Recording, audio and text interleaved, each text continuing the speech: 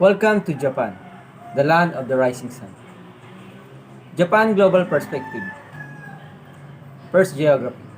Japan is an archipelago of string of islands on the eastern edge of Asia.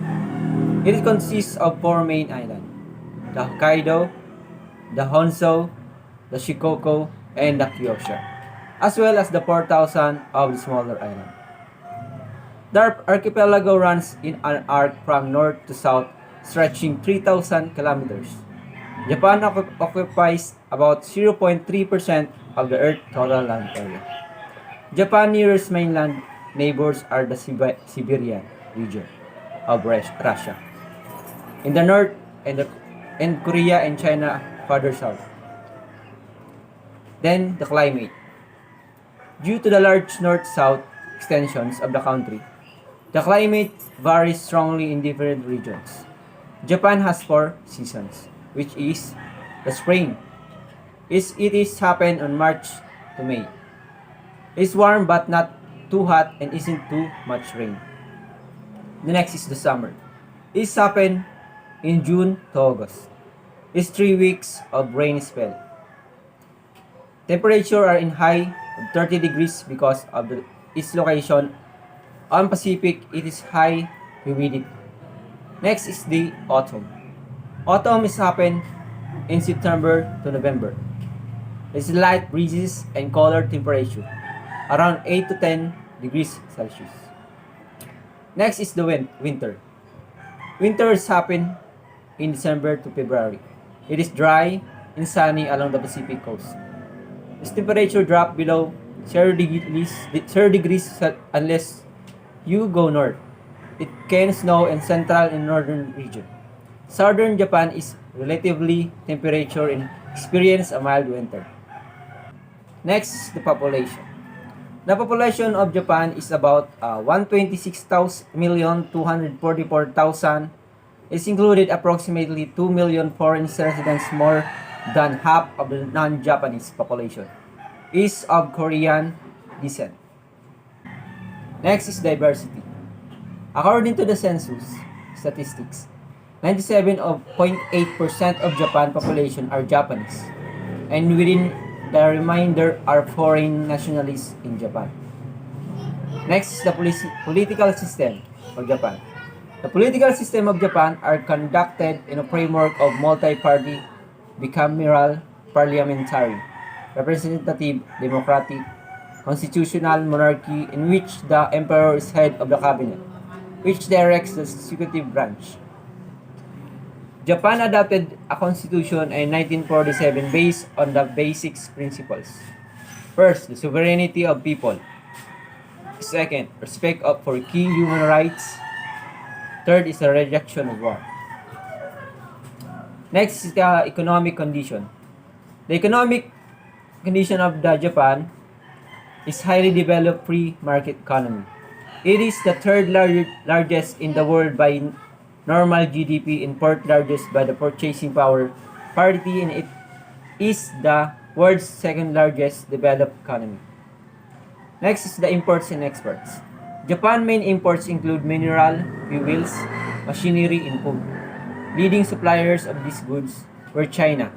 It's about 2.56%, and the United States is about 10.9%, and Australia is 5.6%.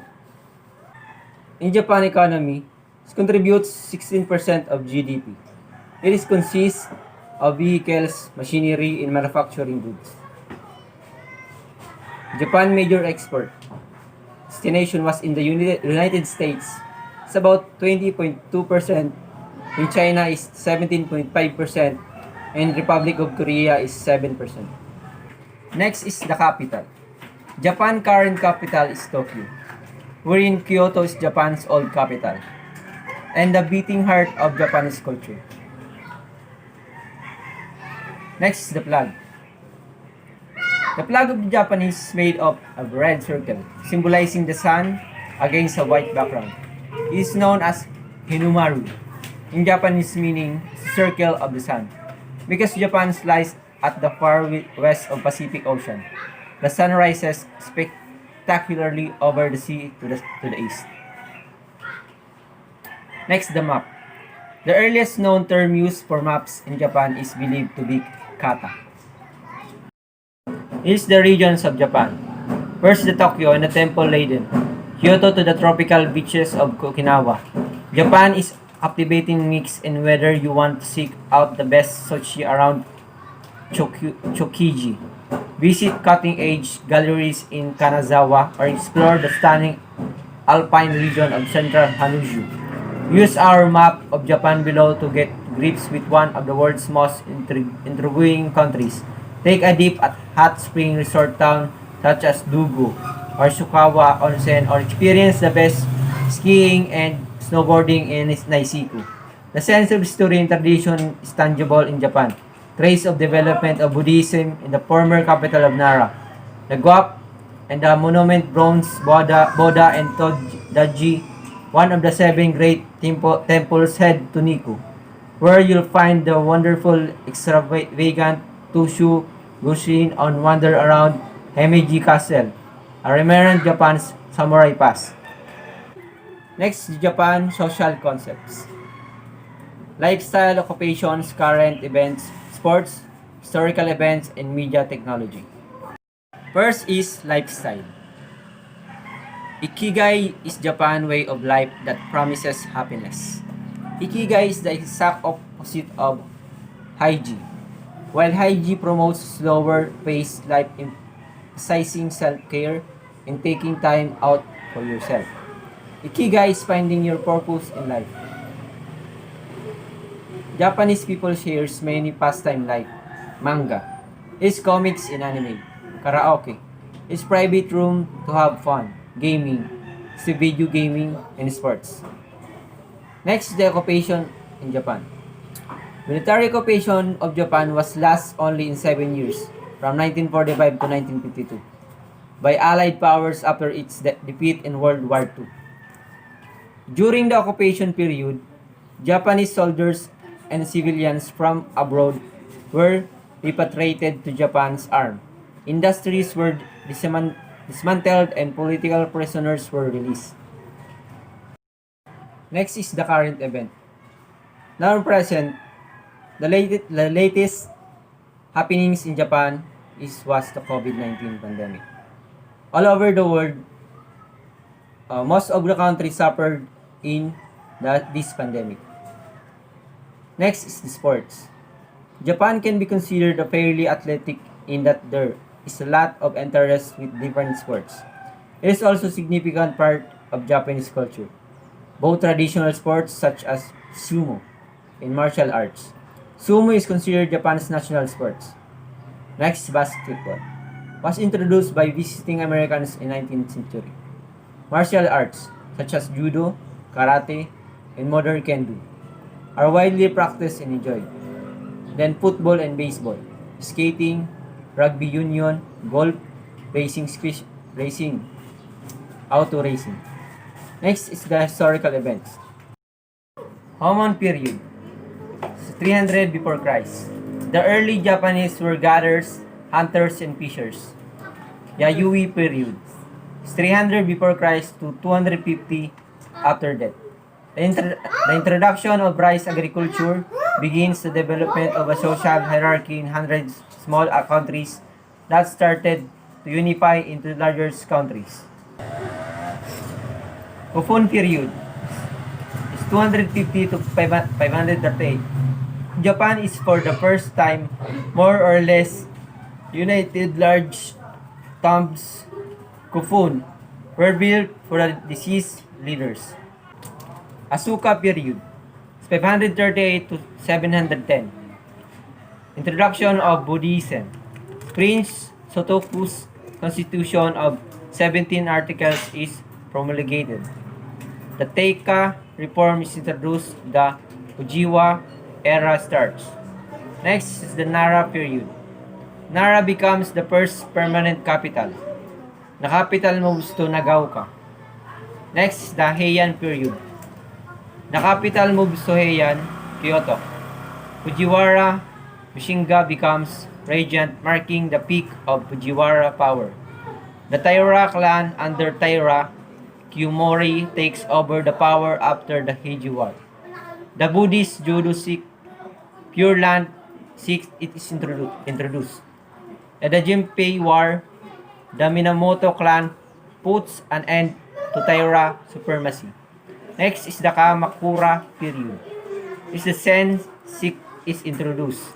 Minamoto Yoritomo is appointed shogun and established the Kamakura government in Kamakura. The Jokyo disturbance ends the struggle between Kamakura and Kyoto, resulting in the supremacy of the Hujo regions in Kamakura. Next is the Muromachi period.